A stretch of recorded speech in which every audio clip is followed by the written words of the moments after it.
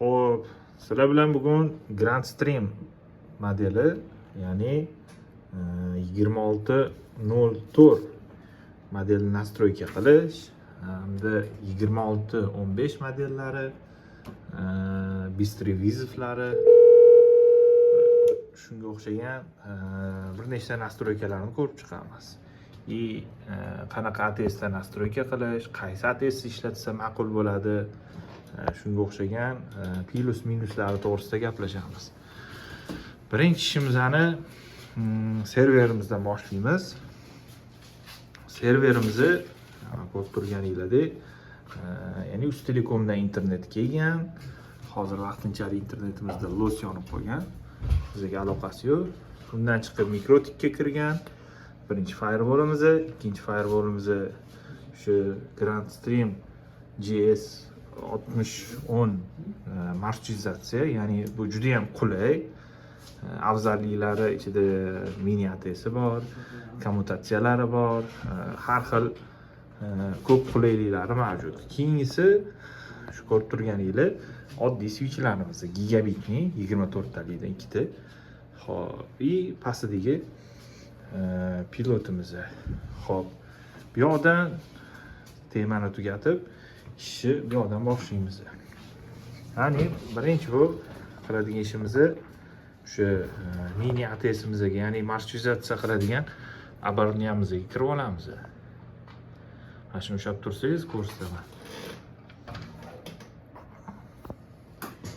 Yaqinroq ushlasangiz.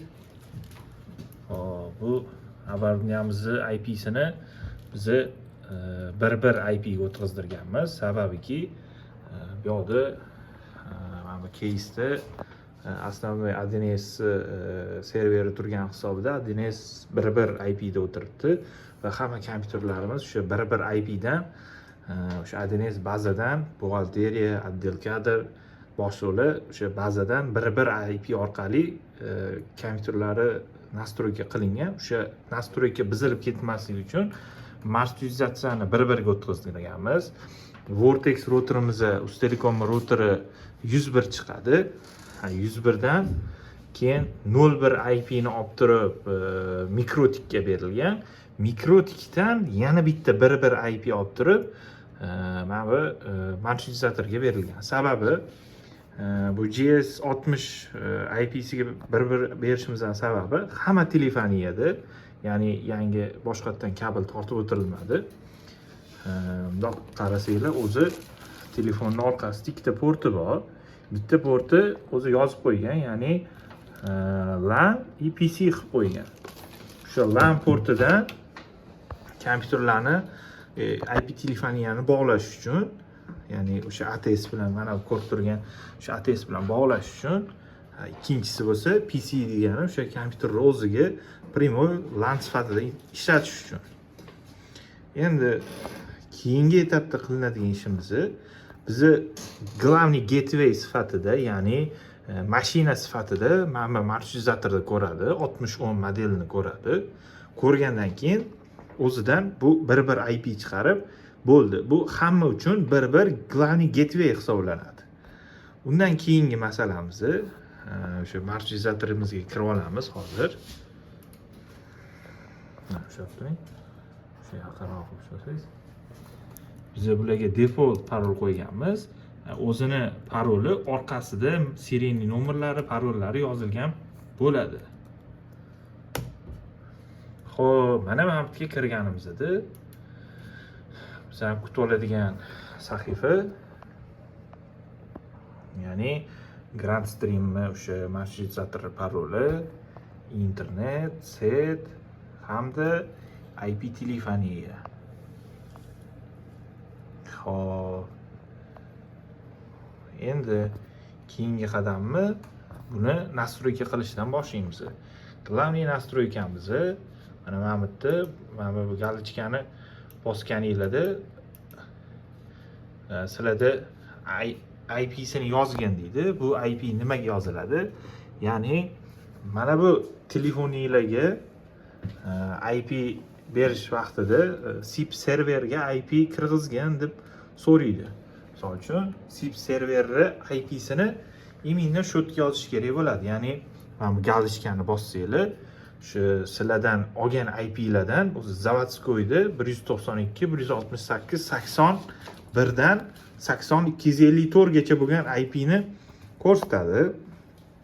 Bu IP ni mana shu oraliqda bergan bironta IP ni bersang, SIP serveringni IPsi o'sha IP bo'ladi deb o'zi yozgan bo'ladi. Sizlar o'sha IP ni berasizlar. Bergandan keyin mana shu galochka yonadi sizlarda ham. Xo'p, keyingi etapda qiladigan ishimiz telefoniyaga, ya'ni buni обновление qilmasanglar, sizlarda default holatda hozir sizlarda default holatda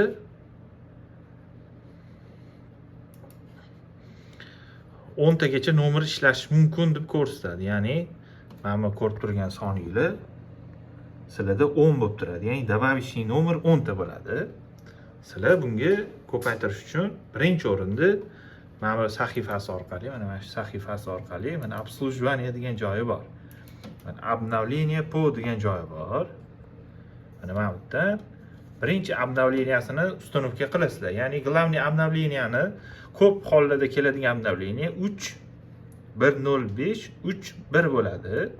O'sha 3.1 ni sizlar mana bu ATS ga emasdi, mana bu o'zini sayti bor, yuklaydigan sayti bor. O'sha sayt orqali yuklaganingizda mana buni universalniy pрошивка beradi sizlarga. Sizlar birinchi universalniy pрошивкani emas, o'sha universalniy pрошивка uстановка qiladigan pрошивкani uстановка qilib olishinglar kerak bo'ladi.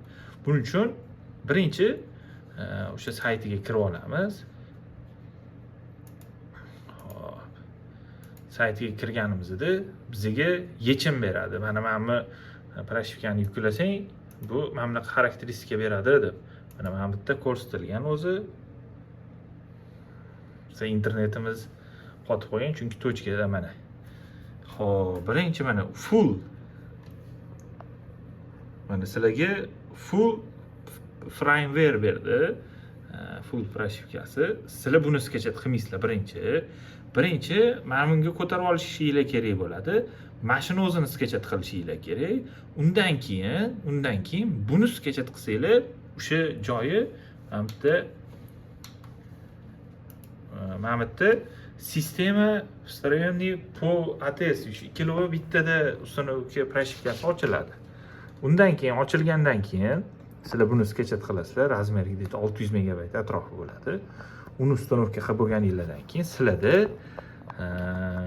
отдельно o'sha mana bu versiya ko'tariladi. Mana buni o'ziga uстановка beradi. Bu yoqda hech nima ko'rinmay qoladi. Sizlar qayerga kirishinglar kerak bo'ladi. Obzorga kirsanglar, mana ATS o'zini pрошивкasi deb uzun yoziq chiqib turgan bo'ladi. Bu pрошивка qilib bo'lganingizdan keyin sizlarda qanaqa o'zgarishlar bo'ladi? Ya'ni telefoniya sizlarda добавочный nomer 12 tagacha qo'shsa bo'ladi deb chiqadi. Ya'ni mana bu yerda misol uchun 100 dan belgilagan bo'lsanglar, 12 gacha qo'shilgan bo'ladi. Endi sizlar undan ham ko'prog'ini добавочный nomer qo'shmoqchi bo'lsanglar, telefoningizlar bir nechta bo'lsa, sizlar o'sha mahalliy distribyutorlar yokida o'sha Grand Stream o'ziga murojaat qilsanglar, sizlarga litsenziyani qayerdan qanaqa olish to'g'risida yo'l yo'riq ko'rsatishadi o'zligi. Undan keyin yo'l yo'riq olib bo'lgandan keyin sizlarga o'sha modelinglar, ya'ni 60, 10, 60 va boshqa modellarni orqasini, ya'ni orqasida serialniy nomeri, MAC adreslarini rasmga olib tashlashingiz kerak bo'ladi. Mahalliy distribyutorlar sizlarni o'sha anaqalarga o'sha litsenziyani urib beradi. Keyin litsenziyani tashlab bergandan keyin ular kichkina faylda bo'ladi. Dat faylda bitta управление litsenziyam degan joyi bor. Mana bunaqa ko'rinishi kelishi kerak, ya'ni aktivna bo'lishi kerak. Bu aktivna bo'lgandan keyin sizlar qiladigan ishinglar. Uje sizlarda добавочный nomer qo'shsa bo'ladi. Xo'p.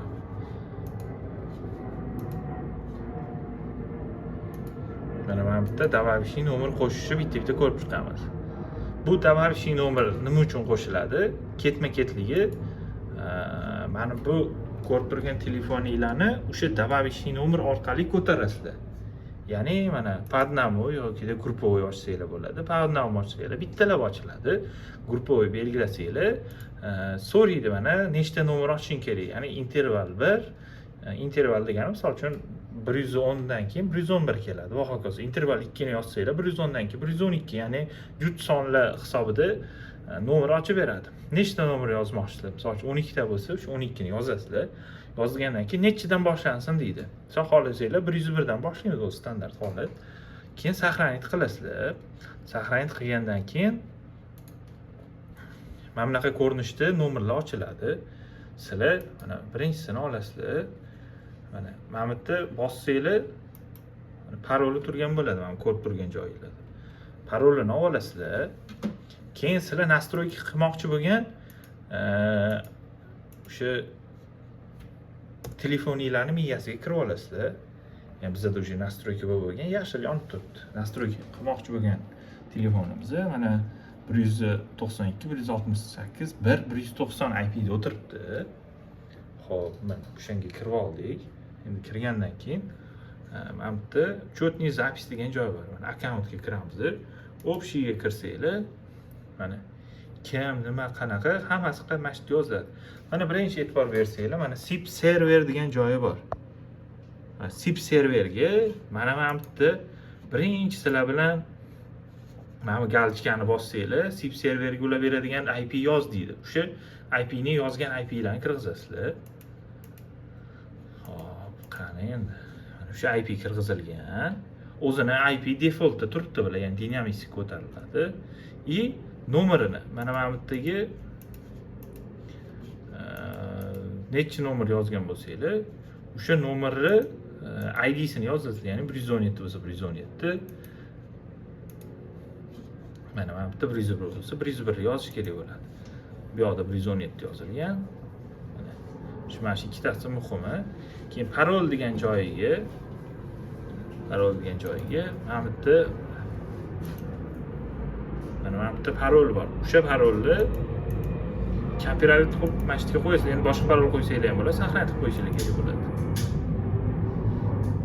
Keyin сохранить mana bu yerda сохранить qilish oldin bitta ikkita imya пользователь или identifikator пользователь so'raydi. O'shani sizlar identifikator пользовательga o'tkazishinglar kerak bo'ladi. Bu sizlarda inglizcha bo'ladi ko'rinishda, biz ruscha qilib olganmiz. O'tkazgandan keyin сохранить qilib qo'yasizlar bitta. И сохранить qilganinglardan keyin mana bu состояниясida o'zi da deb turib yashil belgi chiqib qoladi. Shu tartibda настройка qilsanglar, xudo xolisa, sizlarda ham muammo bo'lmaydi, bemalol ishlatsanglar bo'ladi. Qisqacha obzorimiz shu. Kuzatib turinglar. Hali bundan ham yaxshilarini qo'yib olamiz.